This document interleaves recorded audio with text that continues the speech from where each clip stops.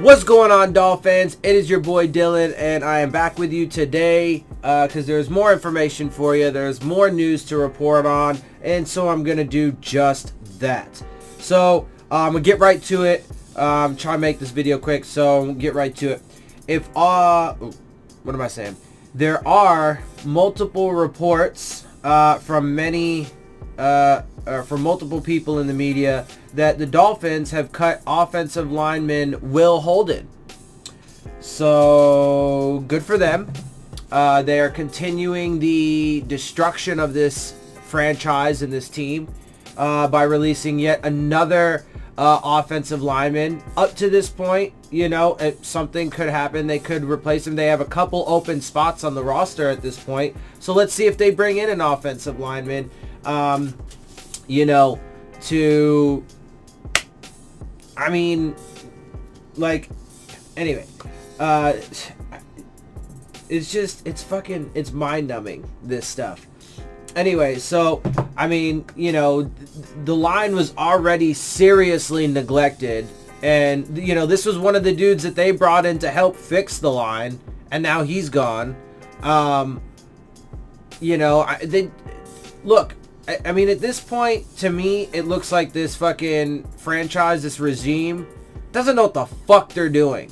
I feel like they're just going in this fucking thing, just winging the fuck out of it. Just being like, oh, we're just gonna... And they're just doing, like, extreme crazy shit.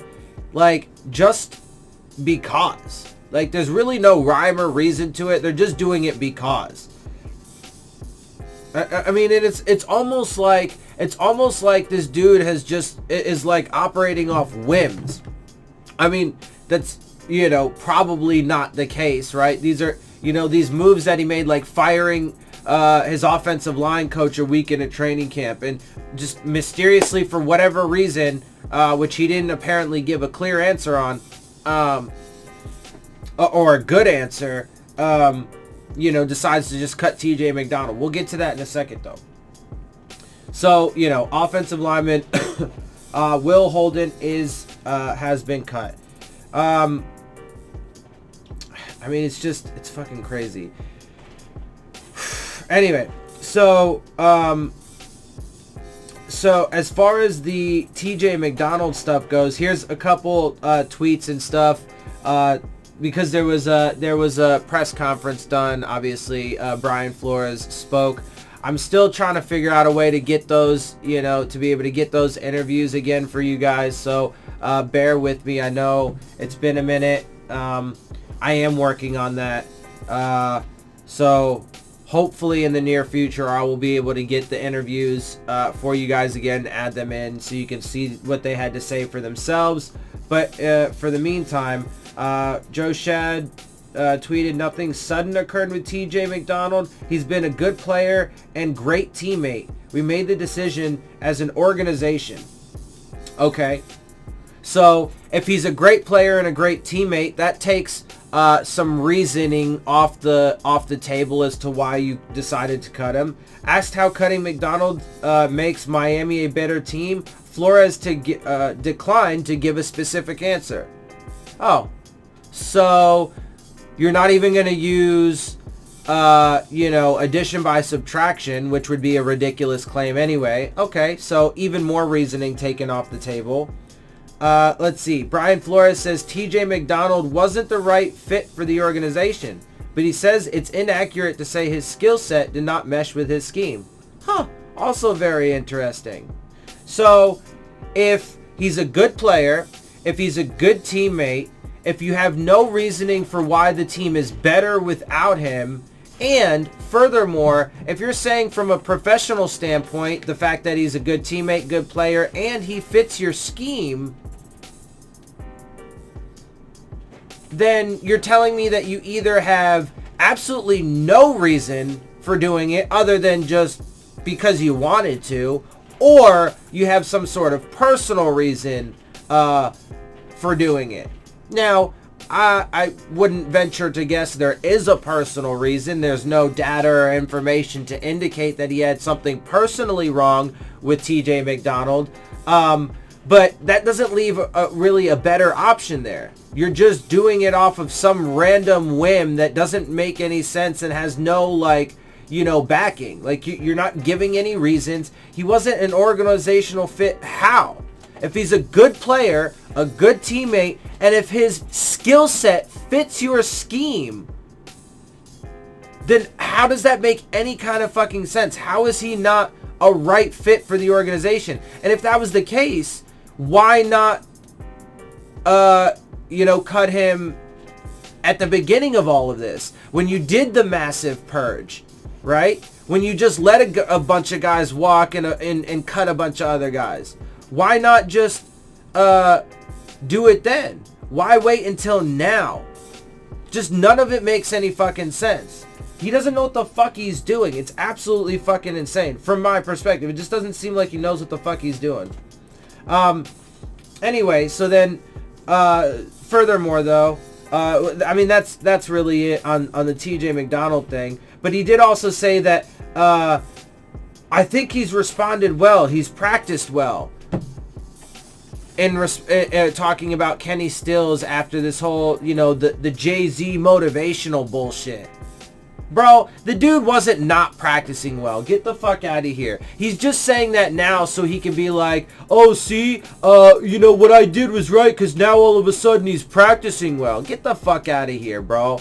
Kenny Stills has never once had that problem, ever. And yet, all of a sudden, he, you know, magically out of nowhere had an issue with practicing well. Like, get the fuck out of here, bro. That's just, it's total bullshit. 100% bullshit. Jesus Christ. I mean, it's just fucking insane.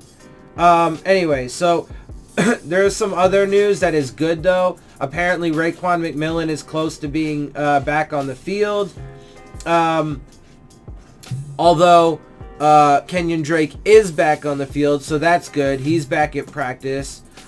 Chase Allen, Van Ginkel, and Poling and McMillan are not practicing, and tight ends Walford and Dwayne Allen not practicing.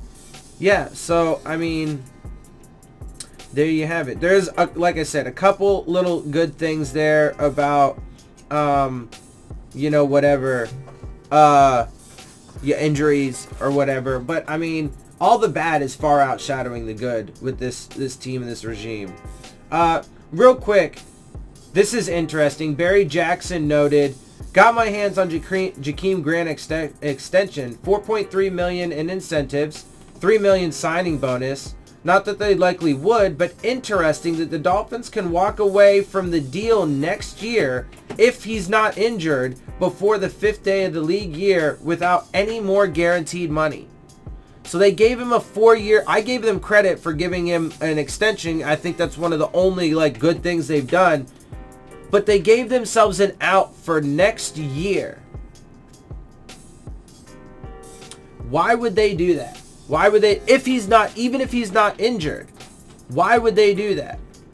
Right? Well, they would do that because they're like, yeah, you know, we gave you this extension, but, you know, we don't actually really trust you that much. So, like, on the face, we want to make it seem like, you know, we think you're going to be around here for the next few years, but, you know, if you slip up somehow, or if you don't, you know, produce enough for us this year, especially with all those incentives, $4.3 million in incentives, then you know what? You could be on the chopping block and be gotten rid of, you know, super soon after signing this. So, it's, I mean, the more shit fucking... God, it's crazy. Also, hold on. Let me find this too, because I did also see, there are reports that the Miami Dolphins lead the league right now, and this is the final thing I'm gonna say, the final piece that I want to report. So the Miami Dolphins lead the league in 2019 in dead cap space. Okay. Let's see who that's because of. Some Miami Dolphins 2019 dead cap numbers per Spot Track. Ryan Tannehill leads the way there with $18.4 million. So we have $18.4 million in dead cap space because we got rid of Ryan Tannehill. Completely unnecessary and a downgrade at the position. Totally hurt the team overall. But, you know, we just eat $18.4 million. Still got to pay him some for this year, blah, blah, blah. Ndamukong Suh, $13.1. So the fact that he's still causing dead cap space at this point, especially after having been, you know, released already a while ago, is because that contract was structured in a ridiculous way. Look, you know, just real quick side note, a lot of people like super shit on Mike Tenenbaum. He did a lot of really good things, but he also did some questionable things. And so I understand why people can be, you know, critical of him, and why, you know, they should analyze the moves he, you know, does with scrutiny. He also did some really good things in his time with the Jets and here and so on and so forth. So it's not all bad. He takes some unnecessary risks. But anyway, so that's why, because the contract was not structured well. TJ McDonald, $4.6 million. No reason to cut him. You know, whatever. Andre Branch, $2 million. I advocated for getting rid of Branch. Robert Quinn, $1.1 million. I would have been all right if they kept him. I didn't hate that they got rid of him. Josh Sitton, $2 million. I would have tried to keep him in camp. Although, again, to be fair, I think he retired anyway. But, I mean, look. It's like, they are just, I don't know. Look, like I said, this will be my final word for this video. Like, it just seems to me, this is my perspective, right? It just seems to me they're, I mean, like, cause it's confusing for multiple reasons, but most notably because, like, you know, unless they're just fucking stupid, I can't see how, I'm sorry, like, cause I can't logically figure out a reason why, you know, they would do all the things that they're doing. I can't understand how they or anybody could think that all of this shit, especially, like, you're getting rid of TJ McDonald for what? Like, it's like he's losing it, and he's fucking, like, you know, his offensive line coach a week into training camp. Like, what is this dude doing? What the fuck is he doing? Like, he's erratic. He's all over the place. He doesn't have good answers for shit. Like, this is crazy. This is absolutely crazy. They're just trying as super hard as they possibly can to destroy this team and make as many wrong decisions as possible. And even though, you know, one of the few good ones that I've given them credit for, you know, is now, you know, a bit tainted once we've, you know, figured out, potentially tainted once we've figured out some of the details, right? Like, it's just, this shit is crazy. It's absolutely crazy. Anyway, so I'm gonna go ahead and get up out of here, guys. Look, we have, Thursday, I believe, is our final preseason game. So, you know, it's, I mean, I don't know what to say about it, because, like, you know, last week, this past game was supposed to be our quote-unquote dress rehearsal, but, you know, a good portion of our starters didn't even play because of, you know, various injuries, so on and so forth. So we didn't even really get a proper evaluation. In the past 2 weeks, in fact, most of those starters have been out. So we haven't really been able to get a proper evaluation of our first team, offense or defense. And now it's the, you know, the game where starters aren't supposed to play at all. And, you know, we're just trying to round out the back end of the roster. But I don't know, dude. There's just so much mystery on this team. Like, there's, and especially, they just keep creating. Anyway, I'm trying not to backtrack. But, so, we got the game coming up. I don't really know what I'm going to be looking for, honestly, in this upcoming one. It just, because I like, there's so many questions that I have. I don't know where to start. Anyway, we have our game coming up. I will be doing yet another live stream that is going to continue and be steady from here on out. You know, I started doing it the first preseason game, and so I'm going to continue with that. It's been a lot of fun. I've enjoyed the conversations, and it's been really good. So I'm going to continue that. Of course, as always, you know, I can't stream it. Like, I can't show the game, but, you know, I will do a live stream where, you know, we talk about the game and the team and so on and so forth as they're playing.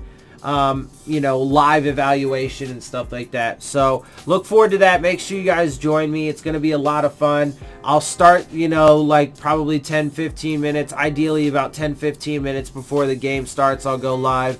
The past couple times I've been like, you know, cutting it right there and whatever. But, you know, I'll try and do it a little bit earlier, get a little bit ahead of that. You know, going into this week. So, but definitely look out for that, and I'm gonna go ahead and get out of here, guys. So if you guys like my videos, if you enjoy my videos, enjoy my perspective, make sure you hit the subscribe button, make sure you hit the like button, make sure you hit the bell if you want to get the alerts. Leave your questions, comments, and concerns down in the comment section, and of course, as always, make sure that you follow me on Twitter at Dillon Tartaro. And with that, I am out. I'll see y'all soon. Fins up.